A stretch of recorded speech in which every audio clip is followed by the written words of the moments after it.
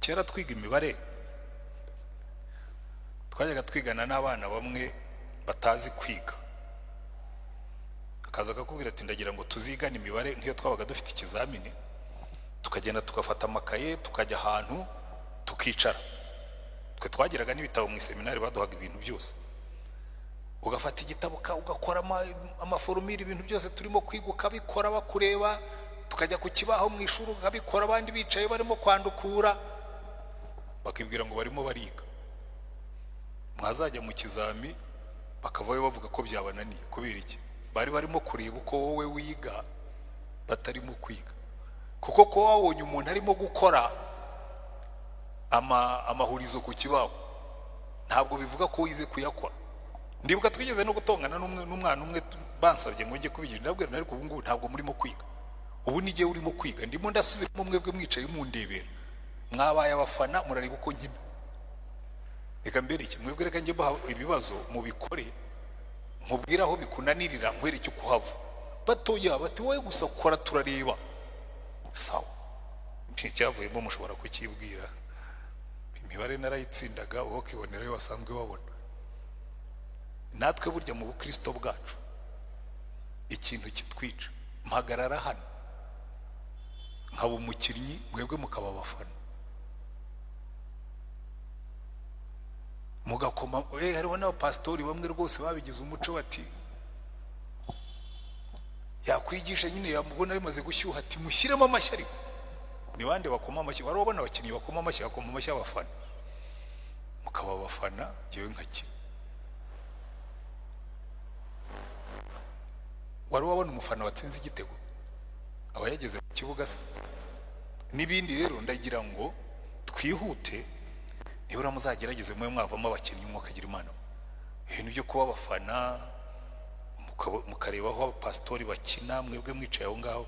Fata amahame yo muri Bibiliya uyagarure mu buzima bwawe, urebe ngo uzavamo umukristo w'imbaraga. Wigire kuri Pawulo aho yari afite imbaraga, urebe uko ingeso ze yazigenzaga, nawe ujye ubigenza utyo. Amen. Uyu munsi turareba amahame 6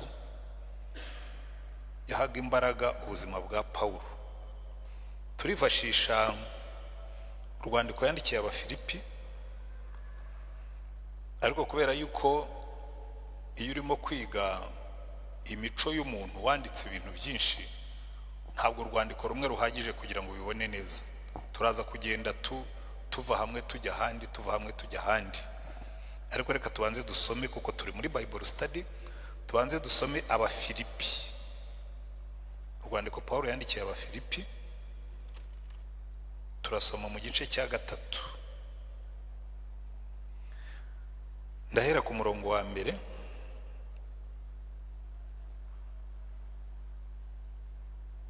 Aravuga ngo ibisigaye bene data mwishimire mu mwami Yesu. Abafilipi 3. Kubandikira ibyo nigeze kubandikira ubundi ntibindambira, kandi namwe bagirira akamaro.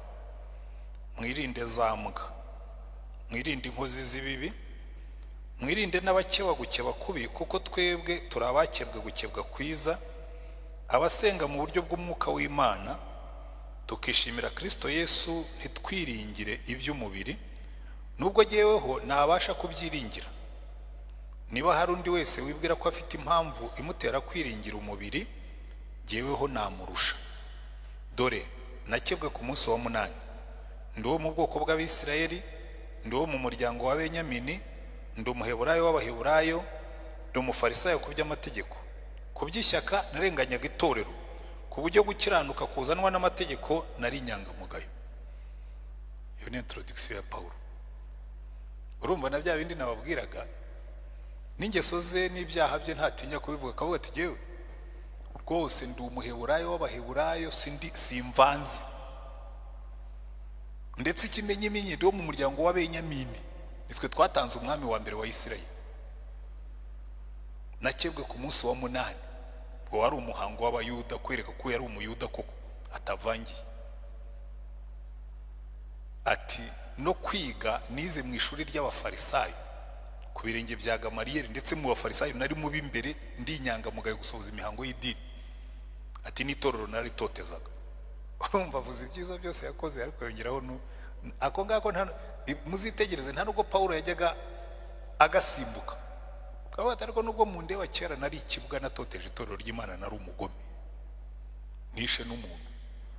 Hari aho bivuga, aho twasomye ubushize mu byakozwe n'intumwa 26 igihe bicaga Stefano, ni wari ubahagarikiye.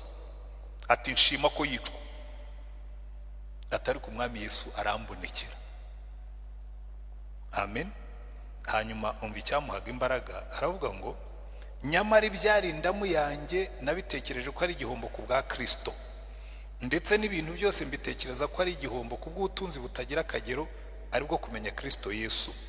Kubwo nahombye ibyanjye byose, ndetse mbitekereza ko ari amase, kugira ngo ndonke Kristo, mboneke ko ndi muri we ntafite gukiranuka kwanjye kuva mu mategeko, ahubwo mfite ukuzanwa no kwizera Kristo, ariko gukiranuka kuva ku Mana guheshwa no kwizera, kugira ngo menye n'imbaraga zo kuzuka kwe, no gufatanya imibabaro ye, no kujya nshushanywa no gupfa kwe, ngo ahari ngere ku muzuko w'abapfuye. Si uko maze guhabwa cyangwa ngo mbe maze gutunganywa rwose, ahubwo ndakurikira kugira ngo ahari mfate icyo Kristo yamfatiye. Bene data, sinibwira yuko maze kugifata, ariko kimwe cyo nibagirwa ibiri inyuma, ngasingira ibiri imbere. Ndamaranira kugira aho dutanguranwa, ngo mpabwe ingororano zo guhamagara kw'Imana muri Kristo Yesu kwavuye mu ijuru. Haleluya. Iyi texte irimo ibintu byinshi bitwereka imiterere ya Pawulo, ariko reka mfate bimwe hano. Ikintu nkundira Pawulo, iteka ryose akunda kwandika atanga ubuhamya bwe.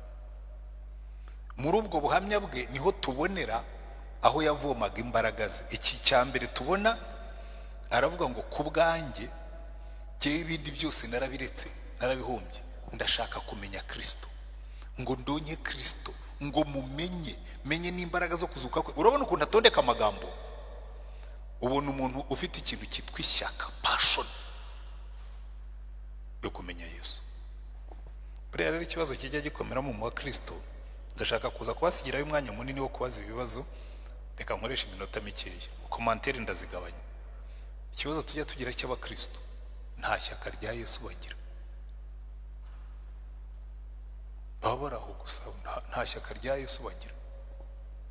Buri ikintu nkundira abanyarwanda ba kera, iyo nsomye histoire y'u Rwanda, wabonaga abanyarwanda bafite ishyaka ry'igihugu n'umwami wabo. Ntimushobora kubyumva. Nimuzagira umwanya wo gusoma histoire y'u Rwanda, nibwo muzuva ukuntu abanyarwanda bakundaga igihugu. Iyo bagiraga igihe cyo gutanga, abo bitaga abatabazi, nta mutabazi w'umuturage wabagaho. Muranyumva neza?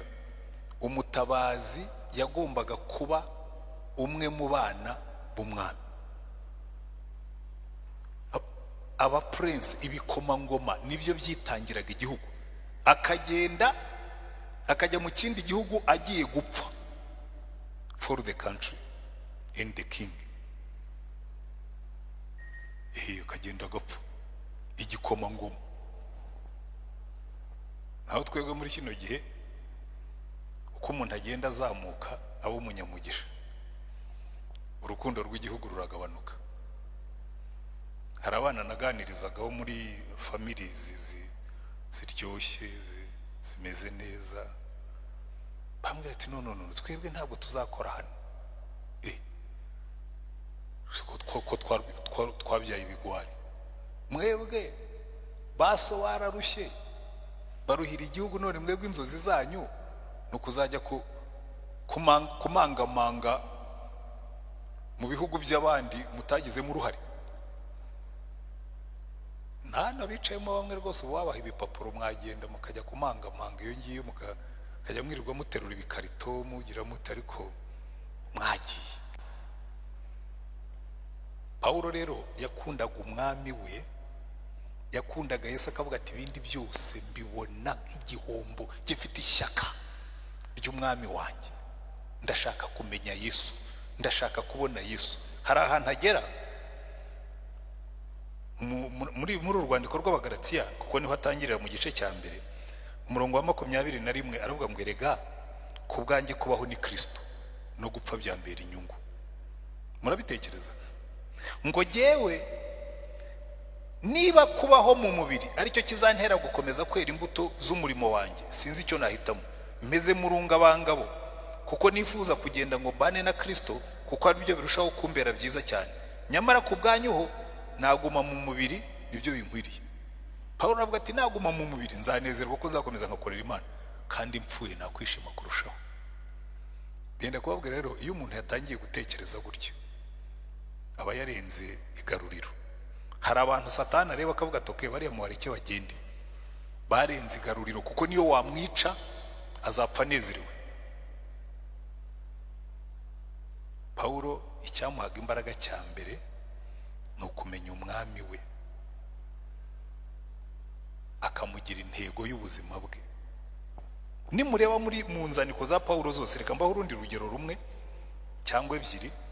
Mu Bagalatiya ibice 2 umurongo wa 20 aravuga ngo ubu ngubu ndiho ariko si jye uriho. Umva uko avuga, nabambanywe na Kristo ariko ndiho. Abagalatiya igice cya 2 umurongo wa 20. Nyamara si jye uriho, ahubwo ni Kristo uriho muri jye. Ibyo nkora byose nkiriho mu mubiri mbikoreshwa no kwizera umwana w'Imana wankunze akanyitangira. Urumva umuntu ukubwira ati jyewe ubu ngubu ndiho ariko si jye uriho, ni Kristo uriho muri jyewe. Ibintu bya Pawulo byose byari Christ centered.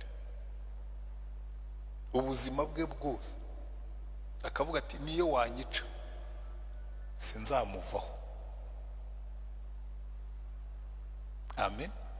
Iyi rero ni isoko y'imbaraga ikomeye cyane, kandi umunsi tuzagira abakristo bameze batyo, bari focused, batumbiriye Yesu, bagendana na Yesu, muzabona abakristo bafite imbaraga. Naho ubundi ibintu dufite hano, ubu Kristo dufite buriya bwa wongo bugenda bwacanga bugenda busenga ku cyumweru kwa mbere bukarara mu marogi busambana, abandi bakarara mu bubari basinda, buriya nta sense.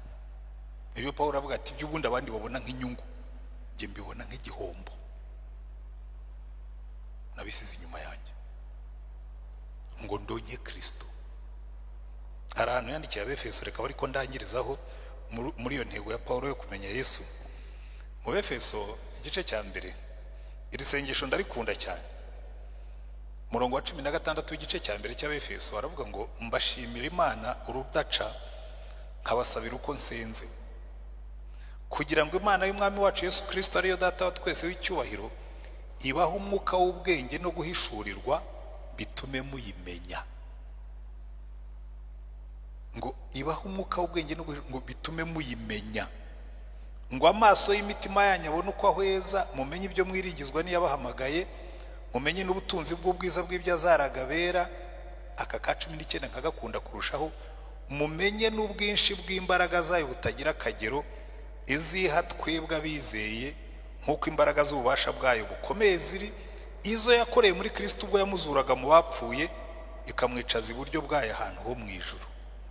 Nkunda ya magambo. Pawulo ati ndabasengera ngo Imana ubahe umwuka w'ubwenge no guhishurirwa ngo muyimenye, ngo muyimenye, murusheho kuyimenya. Amen. Icyo cyari icya mbere. Reka nihute nabwiye ko uyu munsi nshaka kubasigira umwanya munini kuruta ubusanzwe. Icya kabiri cyatumaga Pawulo agira imbaraga,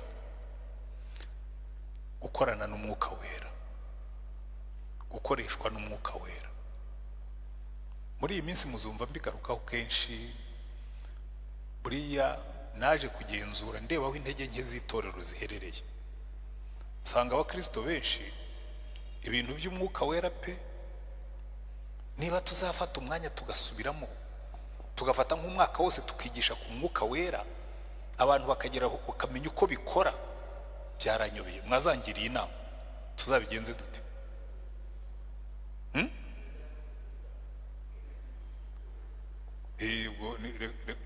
Reka ndangize ndaza kuba hamukoreho komantere, kuko